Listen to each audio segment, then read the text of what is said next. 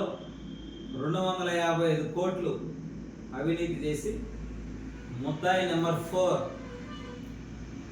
గత 2 నెలలుగా కలుగులో దొంగకొని కనపడకుండా పోలీసులకు కూడా అందజెక్కకుండా చుట్టుపక్కల రాష్ట్రాల్లో తిరుగుతున్నటువంటి ఒక పందికొక్కుని పోలీసులు కూటమి ప్రభుత్వం పొగబెట్టి కలుగులోకి ఆ వెలుగును బయటికి తీసి పట్టుకున్నటువంటి విషయం మనం ఇటీవల చూసాం. అంటే కూటమి ప్రభుత్వం ఎవరిని అవినీతి చేసిన వాళ్ళని వదిలిపెట్టే ప్రసక్తి ఉండదు.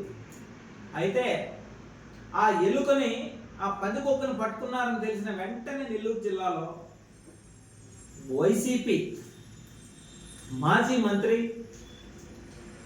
మాజీ శాసనసభ్యులు పాపం ఎక్కడ సభల సమావేశాలు పెట్టినా ఆంబోతుల్లాగా రంకెలేసేటువంటి వ్యక్తి నెల్లూరు జిల్లాలో గత 5 సంవత్సరాల్లో ఆయన ఎమ్మెల్యేగా మంత్రిగా ఏమి చేసిందిలే, నోరు చూస్తే ఓ అని సభల్లో ఊగిపోతా మా అధినేత పవన్ కళ్యాణ్ గారిని నోటికొచ్చినట్టు మాట్లాడతా ఆయన అసెంబ్లీలో కూడా ఛాలెంజ్లు చేస్తాడు.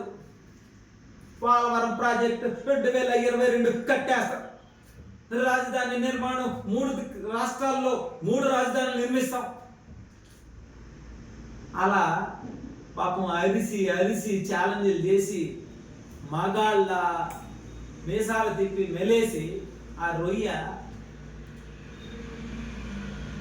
కూటమి ప్రభుత్వం ఏర్పడంగానే కనిపించకుండా ఏ రాష్ట్రంలో తలదాచుకుందో తెలియదు. బెట్టింగ్ బంగారాజు ఆయన అసలు పేరు. పాపం ఆయన ఎక్కడ తలదాచుకున్నాడో తెలియదు కానీ కాకాని గోవర్ధన్ రెడ్డి అరెస్ట్ అయ్యే పరిస్థితి ఉంది, అబ్స్కాండ్లో ఉన్నాడు అని తెలియంగానే ఆ కలుగుల నుంచి టక్కన వచ్చేసి మీడియా సమావేశం పెట్టి వేమిరెడ్డి ప్రభాకర్ రెడ్డి గారి గురించి కూటమి ప్రభుత్వం గురించి పాపం ఇలా ఉన్న వ్యక్తి ఇలా మాట్లాడడం మొదలుపెట్టాడు. వెంటనే అరెస్ట్ అయ్యాడని తెలిసిన వెంటనే మళ్ళీ కూటమి ప్రభుత్వం ఇది అన్యాయం, అరాచకం, స్వతంత్ర భారతదేశంలో స్వతంత్రం వచ్చినప్పటి నుంచి ఇటువంటి చర్యలు ఎక్కడా పాల్పడలేదు, ఇటువంటి అరెస్టులు జరగలేదు. ఆ యొక్క సంస్కృతిని తీసుకొచ్చింది మీరు. గత 5 ఏళ్ళు అన్యం పుణ్యం ఎరగని అమాయకుల మీద అక్రమ కేసులు పెట్టించింది వైసీపీ పార్టీ. అలాంటి వాతావరణాన్ని తీసుకొచ్చింది వైసీపీ పార్టీ.